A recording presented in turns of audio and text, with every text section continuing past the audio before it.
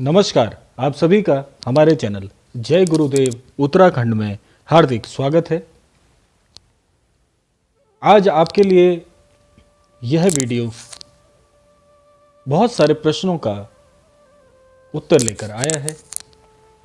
आप में से बहुत सारे जो दर्शक हैं वह हमारे प्रश्नों में इस बात का अवश्य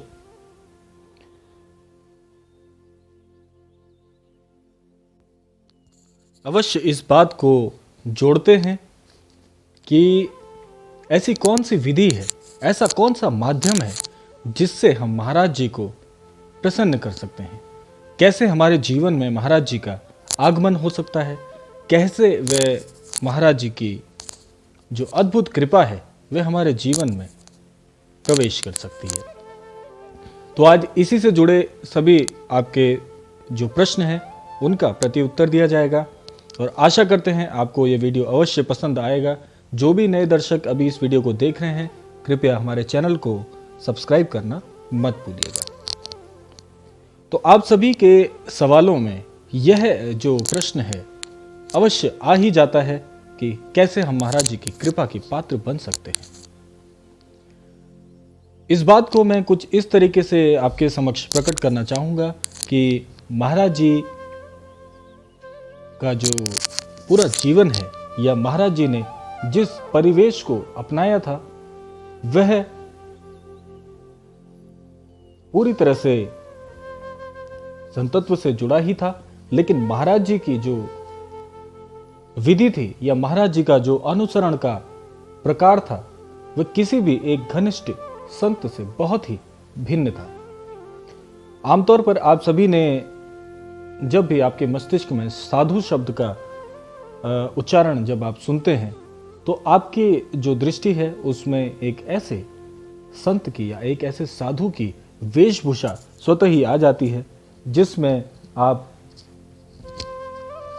एक भगवे रंग से पूरी तरह से जो उनका वस्त्र धारण करने का तरीका है या लंबी लंबी दाढ़ी और सर पर जटा और विभिन्न प्रकार की मालाओं को पहने हुए एक साधारण से व्यक्ति की छवि आपकी दृष्टि में उभर कर आ जाती है। लेकिन महाराज जी किसी भी प्रकार से एक साधु से पूर्णतः भिन्न थे। वे संत तो अवश्य थे, लेकिन एक संत से बहुत ज्यादा भिन्न भी थे, क्योंकि महाराज जी कभी भी जो महाराज जी की वेशभूषा यदि आपने देखी हो, महाराज जी के आपने बहुत सारे चित्र देखे होंगे, महाराज जी के अलग अलग चित्रों में आपने इस बात को गौर अवश्य किया होगा कि महाराज जी कभी भी एक प्रकार की वेशभूषा धारण नहीं करते थे। आमतौर पर महाराज जी को कई कई स्थानों में तो कंबल वाले बाबा के नाम से भी प्रसिद्धि प्राप्त हुई है।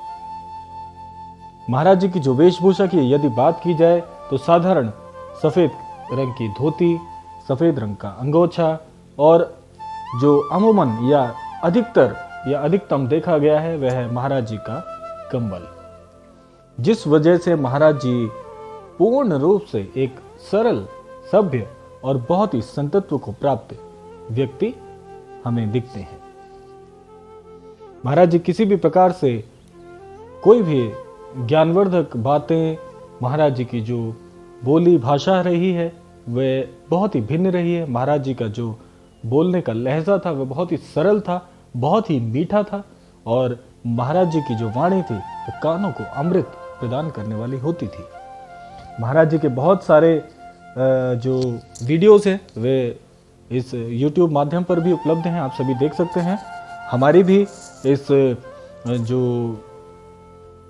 हमारा चैनल है उसमें भी हमने इन वीडियोस को, इन फुटेजेस को इसमें समाहित किया हुआ है। आप भी, हमारे कई सारे ऐसे वीडियो हैं जिसमें महाराज जी को हमने जो बोलते हुए, महाराज जी का उच्चारण करते हुए, महाराज जी के जो बहुत ही, आप ये समझ सकते हैं कि जो बहुत ही कम प्राप्त होने वाले हैं ऐसे वीडियोस हमने अपने चैनल पर भी डाले हैं, आप उन्हें भी देख सकते हैं।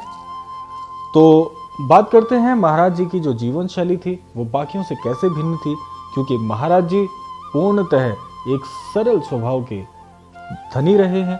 उनके जो भी भक्त उनसे मिलने आते थे उनसे सभी से सामान्य व्यवहार महाराज जी का देखने के लिए मिलता था।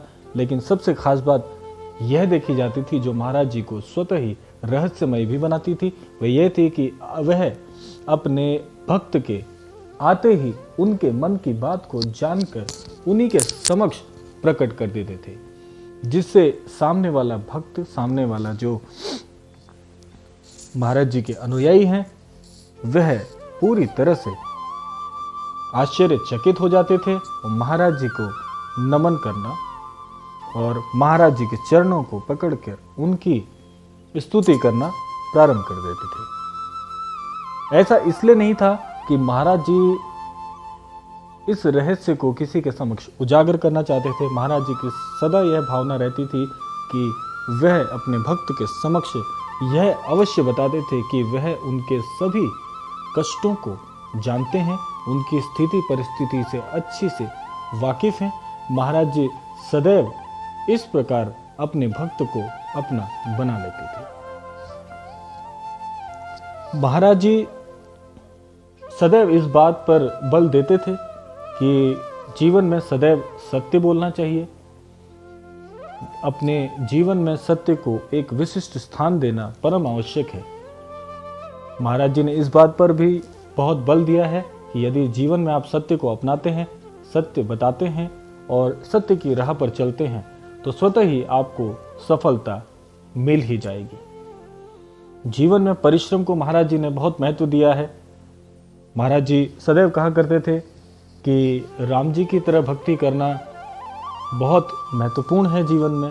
राम जी की भक्ति करना, हनुमान जी की भक्ति करना, या आप किसी भी विशिष्ट देवी देवता को मानते हैं तो भक्ति करना बहुत ही आवश्यक है जीवन में, लेकिन परिश्रम को एक विशिष्ट स्थान देना भक्ति करने के बराबर ही है।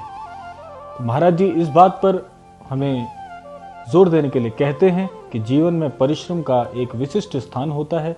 जीवन में महाराज जी के ये वाक्य रहे हैं कि काम में राम जी को देखिए। आप जिस भी कार्य से जुड़े हुए हैं, जो भी कार्य करते हैं, उस कार्य को राम जी का कार्य समझ के करिए तो आपका वह कार्य रामकाज में ही परिवर्तित हो जाएगा। और जो भी भक्त रामकाज करते हैं उनके जीवन में स्वतः ही सफलता, समृद्धि और सुख, ये तीनों अपने आप ही प्रविष्ट होना प्रारंभ हो जाते हैं। महाराज जी सदैव इस बात पर अवश्य बल देते थे कि जीवन में हम सभी का जो मकसद है, हम सभी का जो पर्याय है, वो यही होना चाहिए।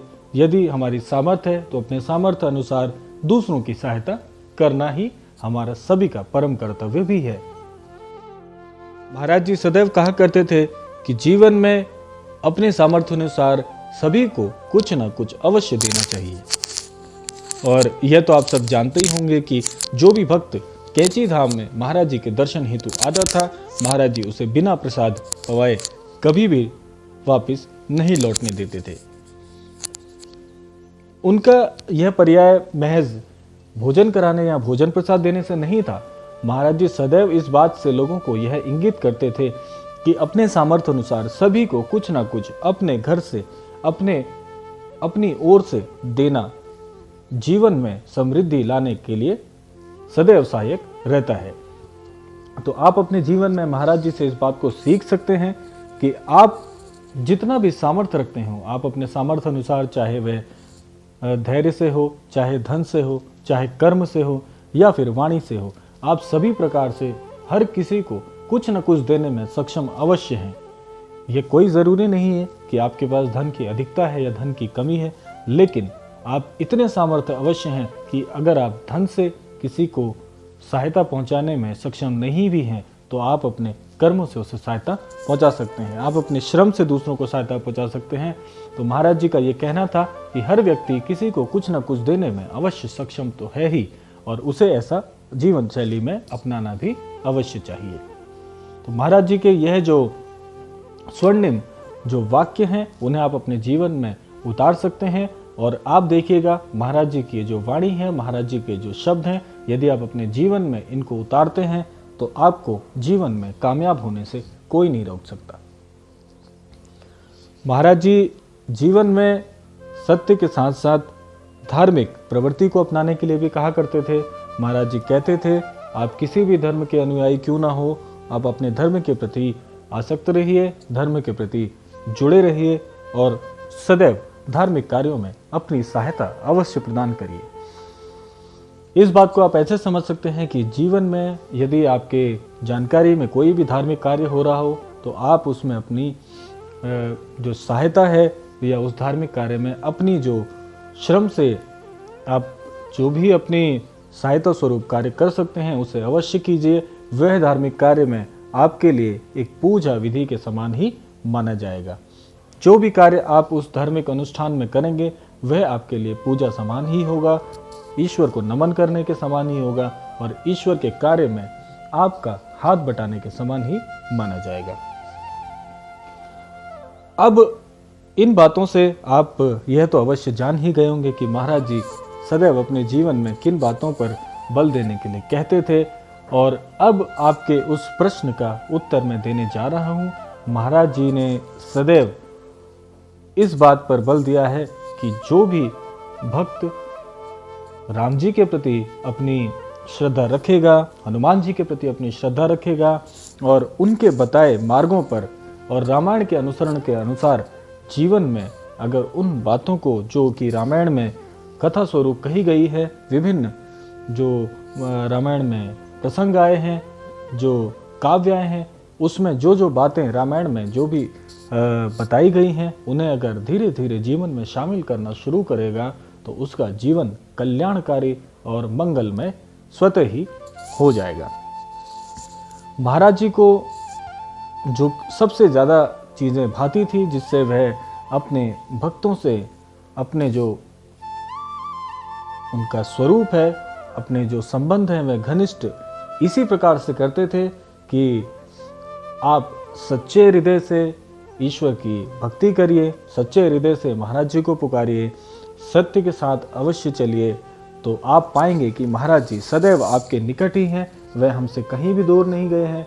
महाराज जी को पुकारने के लिए आप जीवन में सत्यता को अपनाइए, रामकाज को अपनाइए, राम राम कहिए और सदैव रामायण की वाणी पर अमल करिए, तो आप पाएंगे महाराज जी आपके सदैव निकट ही रहेंगे। महाराज जी से आप किसी भी प्रकार से कोई भी अपनी विनती करेंगे तो महाराज जी उस विनती को अवश्य सुनेंगे। आपके जीवन में सदैव मंगलकारी जो घटनाएं हैं उन्हें आप होता हुआ स्वतः ही पाएंगे।